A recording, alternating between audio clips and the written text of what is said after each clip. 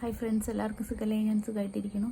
ഇന്നത്തെ വീഡിയോ എന്ന് പറയുന്നത് ഇന്നത്തെ പെൺകുട്ടികൾ, നമ്മുടെ പെൺപിള്ളേരൊക്കെ എന്തുകൊണ്ടാണ് കല്യാണത്തിന് വൈകുന്നത് എന്നൊക്കെ പറയാണ്.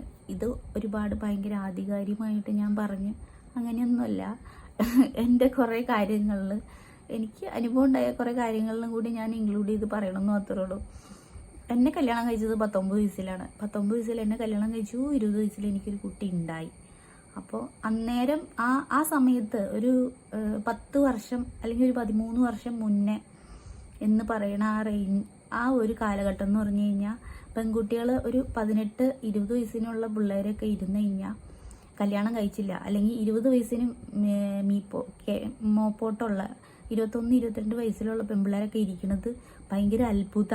ആൾക്കാർക്ക്, പ്രായമായ ആൾക്കാരൊക്കെ വിചാരിക്കും ഈ കൊച്ചിനെന്തോ കുഴപ്പമുണ്ടിട്ടാ, ഈ കൊച്ചിനെന്തോ മിസ്റ്റേക്ക് ഉണ്ട്, അല്ലെങ്കിൽ എന്തെങ്കിലും പ്രശ്നങ്ങളൊക്കെ ഉണ്ട്, അതുകൊണ്ടാണ് ഇത് കല്യാണം കഴിക്കാത്ത, കല്യാണം വന്നത് നടക്കാത്ത, അങ്ങനെയൊക്കെ പറഞ്ഞൊരു ടോക്ക് ഉണ്ടായിരുന്നു.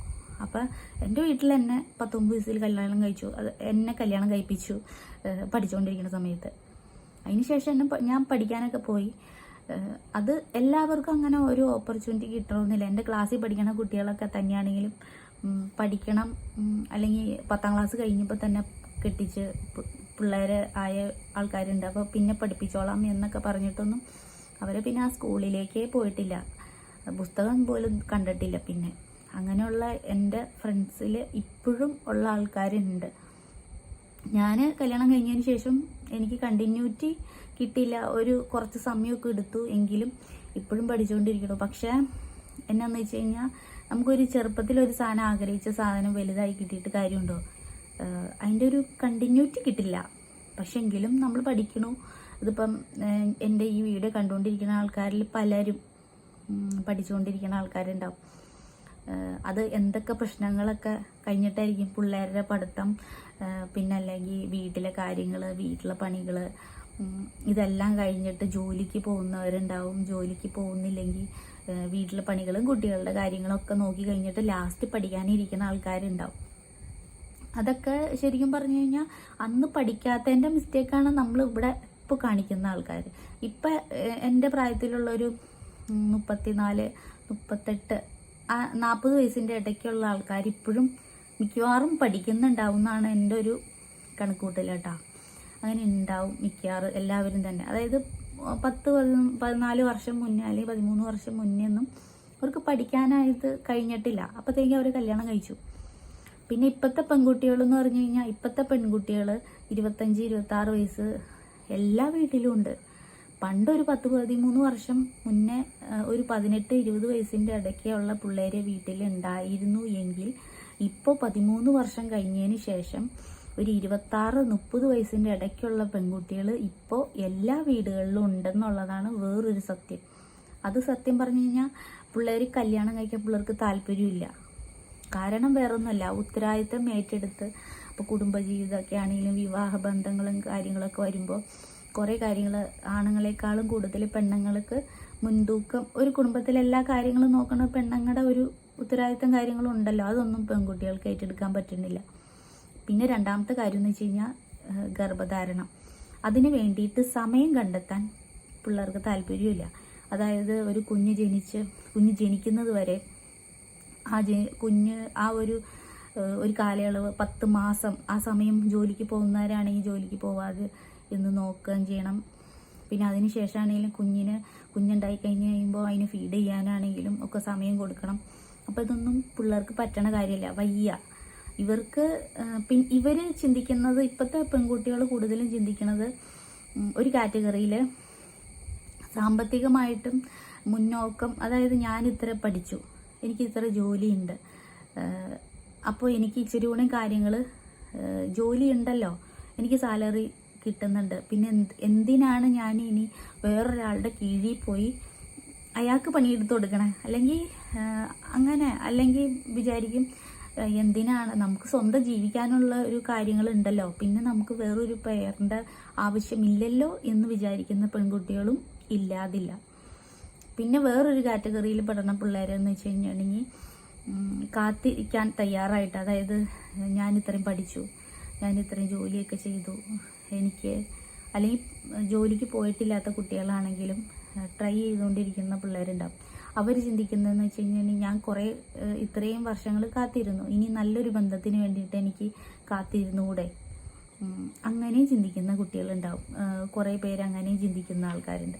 പിന്നെ ഈ പറഞ്ഞ പോലെ നമ്മൾ മീഡിയയിൽ കാണുന്ന, വാർത്തയിൽ കാണുന്ന പലതരം പീഡനങ്ങൾ, വിവാഹേതര ബന്ധങ്ങളിൽ ഉണ്ടാവുന്ന അത് കഴിഞ്ഞതിന് കുടുംബജീവിതത്തിൽ ഉണ്ടാവുന്ന കുറേ മിസ്റ്റേക്ക്, അതായത് തല്ലേം അടിയും പിടിയൊന്നും പിള്ളേർക്ക് പറ്റൂല. അപ്പോൾ ആർക്കാണെങ്കിലും പറ്റൂലല്ലോ. പണ്ടൊക്കെ അന്നേരം ഈ ഡിവോഴ്സും കാര്യങ്ങളൊക്കെ പണ്ടൊക്കെ കുറവായിരുന്നു, ഉണ്ടെങ്കിൽ പോലും കുറവായിരുന്നു. ഇപ്പോൾ പക്ഷെ എല്ലാവർക്കും അറിയാം. അതായത് ഒരാളുമായിട്ട് നമുക്ക് മുമ്പോട്ട് പോവാൻ, നമ്മുടെ പാർട്ട്ണറുമായിട്ട് മുമ്പോട്ട് പോകാൻ നമുക്ക് താല്പര്യമില്ലെങ്കിൽ എനിക്കൊരു ജോലി വേണം, എന്നാലാണ് എനിക്ക് സ്വന്തമായിട്ട് നിൽക്കാൻ പറ്റുള്ളൂ, എനിക്ക് അപ്പോൾ പിന്നെ വേറെ ആരുടെയും എനിക്ക് ആവശ്യം വരുന്നില്ല എന്നുള്ളൊരു മെൻറ്റാലിറ്റി പെൺകുട്ടികൾക്ക് ഉണ്ട്. അതുകൊണ്ട് പിന്നെ ഈ പറഞ്ഞ കണക്ക് ഈ പാമ്പിനെ പിടിച്ച് പാമ്പിനെ കൊണ്ട് കൊല്ലിക്കണ ആൾക്കാർ, പിന്നെ അമ്മായിമ്മപ്പോരൊന്നും ഇപ്പം അധികം ഇല്ലയെന്ന് എനിക്ക് തോന്നുന്നു. എന്നെപ്പോലുള്ള കുറേ റെയർ പീസുകൾക്ക് മാത്രമാണ് അമ്മായിമ്മപ്പോരും അമ്മായിപ്പൻ്റെ ഒക്കെ ഒരു ഇതും കാര്യങ്ങൾ കിട്ടുന്നുള്ളൂ എന്നെനിക്ക് തോന്നുന്നുണ്ട്. അധികം ഇല്ലയെന്ന് എനിക്ക് തോന്നുന്നു.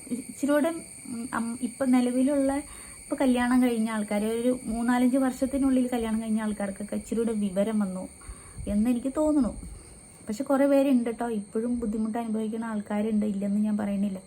പക്ഷെ എങ്കിലും അവിടെ വെച്ച് നോക്കുമ്പോൾ കുറവും കാര്യങ്ങളൊക്കെ ഉണ്ട്.